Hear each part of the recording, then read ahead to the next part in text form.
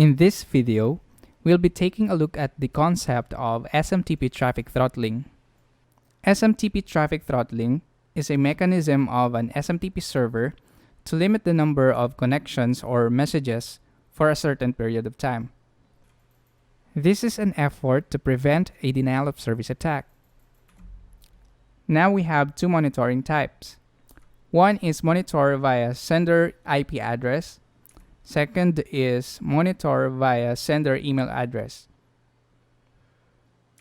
For a basic scenario, let's say we have an attacker on this case acting as an SMTP client. We also have a legitimate SMTP client. Then on the server side, we have the SMTP server on the gateway. For simplicity, let's say the gateway have a maximum of 100 concurrent connections. Without SMTP traffic throttling, an attacker can utilize a 100 concurrent connections on the server.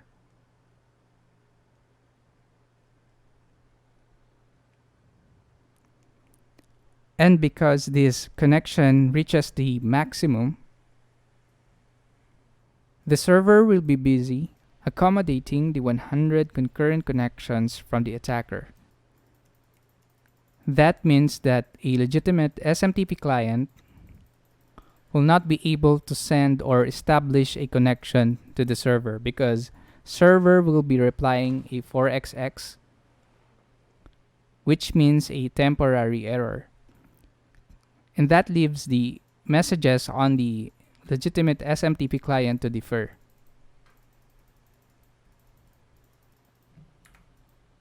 In addition, it's not only about the number of concurrent connections, but also about the number of messages a sender can send for a certain period of time. Let's say the server can accept 100 messages per minute. If the attackers send 100 messages in 1 minute,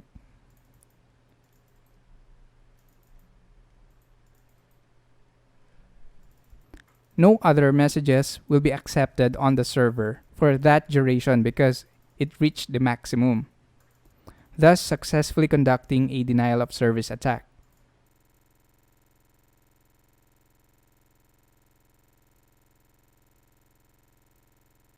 So in a sense, if the gateway server has an SMTP traffic throttling feature, the server can detect whether a client is trying to conduct a denial of service attack. That is, by strictly monitoring the number of connections or messages made by a specific sender IP address or email address. Let's say the server has a maximum of 100 concurrent connections or messages in 1 minute.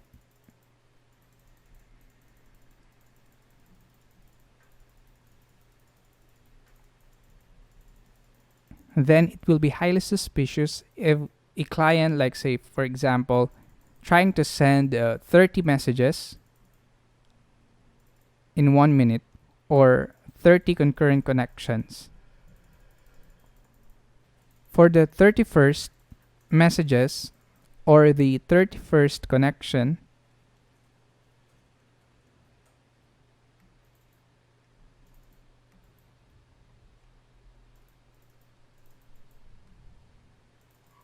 it will receive a temporary error from the server because it will be temporarily blacklisted. In that case, a legitimate SMTP client will still have enough space for any transaction on the server. So that's how SMTP traffic throttling works. Just a side note, it's not always about any threat actor that can attack your system, because a lot of times, if an SMTP server is configured for marketing message letter or MML, it has high probability to be temporarily blocked by any SMTP server. That is also the reason why we should have a separate server for MML messages.